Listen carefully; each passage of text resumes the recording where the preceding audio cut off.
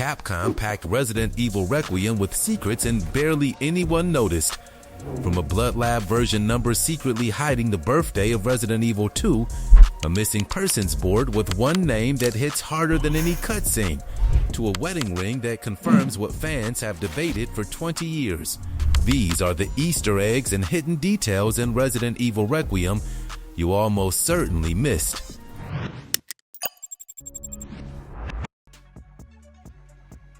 Hunk is back. Late in Requiem, Leon comes face to face with a mysterious soldier. When I first saw this guy, I had a strong feeling.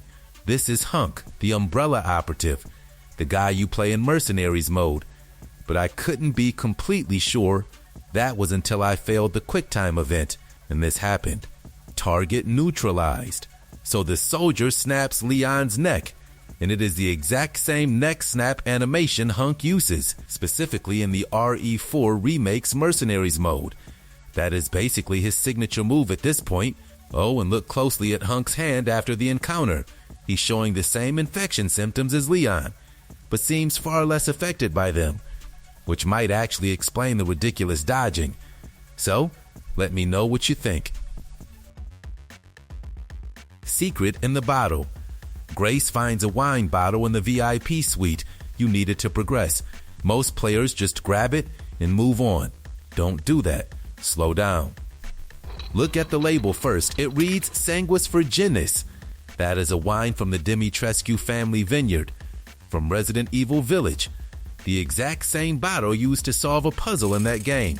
The name translates to Blood of the Virgin. Very on brand for the Dimitrescus. But here is the part most people miss completely. Pull the wine bottle apart. A double helix model falls out of it, so it is not just a wine bottle reference. It is a secret inside a secret. Oh, and the hourglass nearby? The sand actually pours depending on how you tip it. Requiem really does reward people who look at everything. Leon is married. Fans have speculated about Leon's love life for years. Well, we finally have something. After completing the game, Leon will do this. So, he removes his glove. Then he places a ring on his wedding finger. The shot is quick. Blink and you miss it completely. The game says absolutely nothing about it, but the concept art inside Requiem makes it undeniable. Leon S. Kennedy is married. Now the obvious question, to who? Potential wives include Claire Redfield and Ada Wong. Honestly, Bev from the local grocery store is still in the running. Capcom's director confirmed the ring is real, but flatly refused to say who put it there. So let me know what you think. Count me in. There is a moment in Requiem I did not see coming, and it involves Grace of all people. She accidentally delivers the most emotionally loaded line in the game. When Leon tries to leave her behind, she refuses. And what she says is this: whatever it takes, count me in. I don't want any more regrets. Whatever it takes, count me in. On the surface, this sounds like standard action movie dialogue. But here is the thing. That is word for word what Leon said to Ada in the Resident Evil 2 remake. His exact line, his exact words, thrown straight back at him by someone who almost certainly had no idea she was doing it. And in a game about guilt and unfinished business, the weight of everyone Leon could not save. You can see exactly why that stops him cold. The Jojo locker. When searching the STARS office, you might find a treasure hunt set up by everyone's favorite Barry Burton. Do not ignore it. Following Barry's clues leads you to a locker key. The name on it? Jojo. Yes, that is absolutely a JoJo's Bizarre Adventure reference, confirmed by RE2's original director Hideki Kamiya himself. The same locker appeared in the RE2 remake, but it was always locked. Well, not anymore. So what's inside? A Sega Saturn. Street Fighter Alpha 2, a copy of the original Resident Evil on PS1, Mega Man 8, a Street Fighter Alpha poster, and 2 tickets to the Raccoon City Zoo, which for the record is the setting of Resident Evil Outbreak File 2. I know this is nostalgia bait, but God, it is really good nostalgia bait. Emily's dark secret. When you first meet Emily in her cell, there is not much to interact with. But one detail I cannot believe more people haven't noticed. Emily is holding a book. The title is never shown. The game never mentions it, but an eagle-eyed player on Reddit translated the braille text from a screenshot, and what they found is remarkable. It is a line straight out of Village of Shadows, the creepy bedtime story from Resident Evil Village, the same disturbing folktale Mia Winters was reading to baby Rose, right at the start of that game, while Ethan stood there wondering what was wrong with his wife. Of all the books to be holding in that room, intentional or a very strange coincidence, I will let you decide. Leon gets sicker every hour. Requiem does something with Leon that deserves more attention. It is not a secret exactly, but most players never consciously notice it. Leon is visibly deteriorating throughout the entire game. Literally. Early on he looks tired but functional. By the middle section, the dark circles are properly setting in. By the time he reaches Arc, he looks terrible, like he is running entirely on willpower and stubbornness. Capcom could have just told us Leon was getting worse through cutscenes and dialogue. Instead, they modeled every stage of that deterioration on the character himself. The skin tone, the posture, the way he moves, all quietly shifting in the background while you play. Oh, and through every cough and stumble, Leon is still cracking jokes. Genuinely one of the best characters in gaming. No notes. The RCPD Fan Service Hall. The RCPD section is not just a level. It is a love letter to every Resident Evil game ever made. So where do you even begin? Jill Valentine's beret is sitting on a desk. Right beside it, Chris Redfield's Made in Heaven jacket. On the other side, Rebecca Chambers' medical bag. Wesker's desk hides a trail to a secret photo of Rebecca. That's a callback to a 50 interaction Easter egg in the original RE2. The welcome banner from RE2 was here too, in surprisingly good shape all things considered. The statue on the stairs makes Leon say exactly what we were all thinking, and you can pay your respects to Marvin Branagh one last time. Capcom did not have to do all of this. They did it anyway. The RE4 callback. Leon says something after escaping Victor Gideon. I am almost certain it is not an accident. He gets back on comms and delivers this line. Sorry, I was a little tied up. Leon, I've been trying to reach you. Sorry, I was a little tied up. RE4 fans will have heard that immediately, because in the original Resident Evil 4, Leon says something remarkably similar. Sorry I couldn't get in touch sooner, but I was a bit tied up. Both games. It's Leon. Sorry I couldn't get in touch sooner, but I was a bit tied up. Same man. Literally tied up both times. Same phrasing. Same delivery. Same complete refusal to acknowledge how serious the situation was. 20 years apart, same joke, same delivery. Leon never changes, and I wouldn't have it any other way. Grace's mom was a legend. Quick Resident Evil history lesson first. Bear with me though. The payoff is worth it. The first time Grace uses a lockpick, the game awards an achievement. That achievement is called Like Mother, Like Daughter. Now, if you haven't played the older games, that sounds nice enough. But fans of Resident Evil Outbreak will immediately get it. Grace's mother is Alyssa Ashcroft. She was a playable protagonist in Outbreak back in 2003. And her signature skill was picking locks. So Capcom gave Grace her mother's ability, named the achievement after the connection, and said absolutely nothing else about it. No cutscene, no explanation, just a quiet nod to a 20-year-old game, one that most players never even played. Leon's Porsche license plate, so Leon is driving into Raccoon City, or at least what is left of it. And look, I completely understand if you are emotional right now. This is a lot.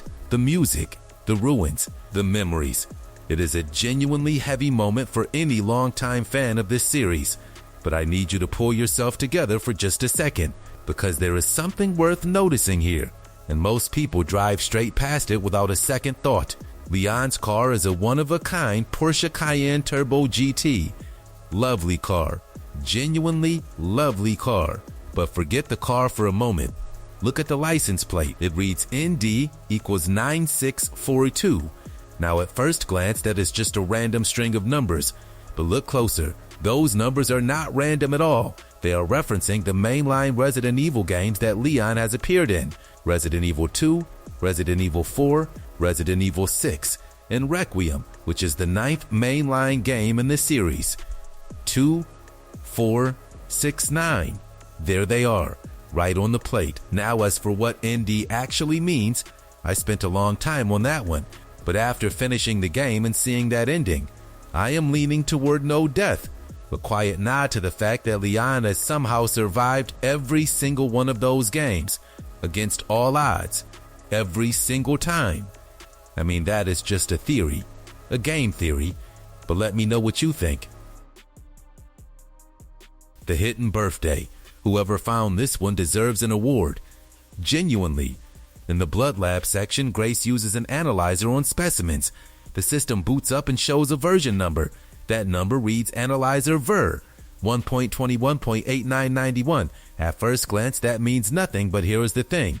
Reverse those last 4 digits. 8991 becomes 1998. The full number then reads 1.21.1998. That is the North American release date of Resident Evil 2. January 21st, 1998. Capcom hid the birthday of one of the most beloved games ever inside a version number on a piece of lab equipment in a game released in 2026 that nobody was ever supposed to look at closely, and someone found it. Genuinely, well done to whoever spotted that first. Umbrella's price list. Easy to forget that Umbrella's monsters were always products, designed to be sold to the highest bidder, which raises an obvious question. How much does a bioweapon cost today? Well, wonder no more. After entering ARC, you find a series of screens, basically Amazon for billionaires with specific tastes. Zombie dogs will set you back $30 million. A liquor is $14 million. Death on 4 legs, basically a bargain. A plant creature is $100 million. A tyrant is $120 million. An umbrella throws in the coat for free. The nemesis? That price is negotiable. I'm guessing considerably more than $120 million. Free coat though. Honestly, pretty good value, all things considered. Mr. Raccoon lost his color. Fans of the RE2 remake will know the Mr. Raccoon collectibles. Bright, colorful little statues scattered around the game, each one practically begging to be shot. Well, they are back in Requiem. Well, sort of. In Requiem, the Mr. Raccoon statues have lost all their color. Completely black and white now. No yellows, no reds, no browns, just faded, washed out versions of the ones you remember. Now you could put that down to a simple design change, but I think it is far more meaningful than that. Raccoon City has been bombed into ruins. Everything in that place is ash and debris. The buildings are destroyed. The streets are empty. And even the collectibles have faded alongside everything else. It is a small detail, but it says more about Raccoon City than any cutscene could. I know that sounds dramatic, but honestly, it got me. Zombies still doing their jobs. Requiem zombies have not just lost their minds. They have kept their jobs. Well, most of them anyway. Take the 2 singers in the bar. Still performing. Still going through every note, despite being completely dead. The dedication is honestly admirable. In the bathroom, there is a maid. Absolutely refuses to stop cleaning a mirror. A mirror that will never be clean. Somewhere in the building, a zombie is turning lights off. Rules are rules, I suppose. Then there is the chef, still serving. No idea what he is serving, but he is committed to the craft. And perhaps the most unsettling of all, the waiting room maid. If she attacks you, well, because she used to be a maid, she tries to scrub your face off with her bare hands. Right, moving on. The snake ring. Victor Gideon is not exactly subtle. Night vision goggles in broad daylight. More rings than most people own in a lifetime. But one of those rings is worth paying attention to. Purchase Gideon's character model from the special content menu. Zoom in on his hand. There is a snake emblem on one of his rings. Now casual players will think nothing of it, but fans of Resident Evil 4 will recognize that symbol immediately. It appears on Krauser's knife. The same Krauser who was a former military colleague of Leon's, one of the more memorable villains in the entire series. Is this just a cool Easter egg, or is Capcom suggesting a deeper connection between Gideon and Krauser? I honestly do not know, but I haven't stopped thinking about it. Claire is missing. This one is easy to walk straight past. The game gives you no reason to stop. But look at the missing persons board near the RCPD entrance. Really look at it. One name among the dozens should stop any longtime fan cold. Claire Redfield. No reaction from Leon. No dialogue. No explanation. Just her name sitting quietly among hundreds of others in a city full of loss. And in a game about everyone Leon could not save, with the question of who put that ring on his finger still unanswered. Capcom put that specific name in that specific building. They did not have to do that. They absolutely did not have to do that. Make of that what you will. Grill 13 is back right at the very beginning of the game, before Grace even reaches the hotel. She walks through the streets of Raccoon City, and if you are paying attention, you will spot something. A restaurant called Grill 14. Now, at first glance, that means absolutely nothing. Just another destroyed building in a destroyed city. But fans of Resident Evil 3 Nemesis will stop dead in their tracks, because they will recognize that name immediately. You see, in RE3, there was a restaurant in Raccoon City called Grill 13. It was not just any restaurant either. It was the location where Jill Valentine first crossed paths with Carlos Oliveira, a genuinely iconic moment in the series, right before Nemesis showed up and completely ruined everybody's evening, as Nemesis tends to do. So what has Requiem done here? It has taken that exact same restaurant, given it the name Grill 14, and placed it in the same city 28 years later. And that is the detail that makes this so genuinely clever. It is not just a simple name drop. It is not just fan service for the sake of it. That number change from 13 to 14 is Capcom quietly acknowledging the passage of time between those two games, without a single line of dialogue, without a single cutscene, just a restaurant name on a wall that most players will never even notice. I mean, it could be a coincidence, but I really do not think it is, and neither do you. Mr. X, is that you? Requiem does not waste any time. Grace hasn't even reached the hotel yet, and the Easter eggs are already starting. As Grace walks through the streets at the beginning, she crosses paths with a man. Long dark coat, fedora, an energy that is immediately uncomfortable. I did an immediate double take, because that description fits exactly one character in Resident Evil history, Mr. X. The RE2 villain, the unstoppable fedora-wearing nightmare that haunted an entire generation. The resemblance is not subtle at all. And the detail I love most, the two of them share the same manners, which is to say essentially none. Capcom has never officially confirmed this one, but given how fan service heavy Requiem is, I find it very hard to believe this was accidental. 1 minute in and they are already doing this. Ada's secret message. This one is hidden in the RPD parking garage, specifically the exact spot where Leon and Ada first met. In the RE2 remake, I mean, there is a small gun charm sitting quietly on the ground. Now that charm is a cute bear. Not just any bear though, it is the exact same bear plushie Ada attached to the jet ski key. That was at the end of the original Resident Evil 4. The same charm returned in the RE4 remake too.